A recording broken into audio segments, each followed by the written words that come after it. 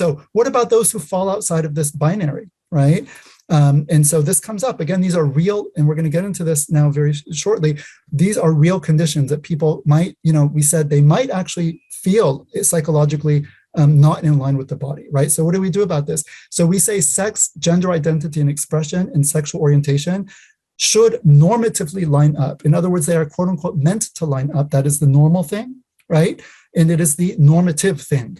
So this gender-bred person, which we'll see again in a minute, right? Where gender, sex, male, female, gender, man, woman, sexual orientation, gay, straight, gender expression, masculine, feminine. These are all considered like 4 free-floating variables. They may or may not match up, and you can mix and match however you want, and they're all equally normatively fine. We would say no, right? Normatively, they should all line up, but we understand that for some people they won't, and people are not morally responsible for that to the extent that it's not something that they have chosen or brought about on themselves, right? So exceptions to the rule, like misalignment, do not undermine the rule itself. That is the normativity of things like what? The normativity of the male-female gender binary, absolutely central to the way God has created us as human beings, as he says in the Quran, right? Also, it does not undermine the normativity of the expectation of broad conformity to the behavioral norms, dress and mannerisms of one's natal sex or gender, right? And we're not allowed to imitate the opposite sex willfully, right? And it also does not undermine the normativity of opposite sex attraction and within marriage, opposite sex sexual expression. Doesn't mean everyone necessarily falls into that, but the fact that some people might not be attracted to the opposite sex and they might be attracted to their own sex, that doesn't undermine the normativity of opposite sex attraction. So does that make Islam quote unquote heteronormative? Yes, obviously. We would not consider that a term of abuse, but it's used as one. And it'd be a virtue rather than a... other than a... Good. Right, yeah. Right.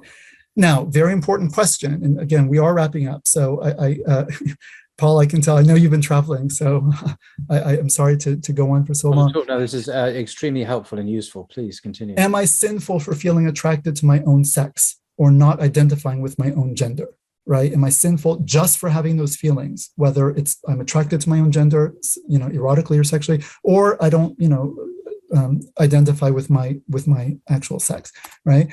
There's a key Islamic principle, and this is very important, especially for people who are, not as familiar with how these issues play out in people's actual lives, right?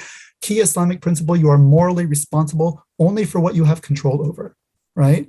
La yukallifullahu nafsan illa wus'aha, that God does not burden a soul with greater than it can bear. You are not called to account for what you don't have control over. So if you are, despite yourself, you find that you are attracted to your own sex, right? You are not responsible for those feelings to the extent that you did not choose those. And people who experience that generally don't choose that. It's not something you choose. It's something that you kind of experience and you discover within yourself.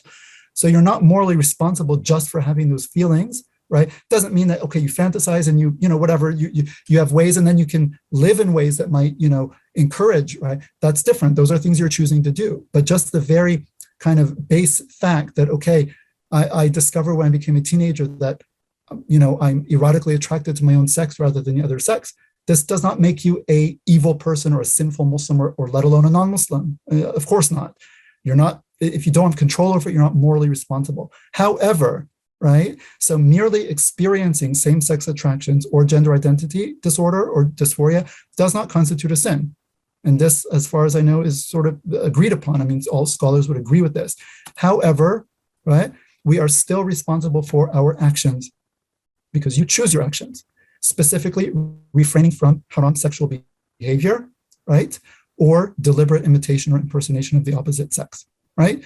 Cross-dressing, socially transitioning to the other sex, chemically or surgically transitioning also. These are, by consensus of Muslim scholars, Sunni Muslim scholars, are forbidden. There is some difference of opinion within Shiite circles based on a fatwa given by the late Ayatollah Khomeini, the leader of the Iranian Revolution, who died in 1989.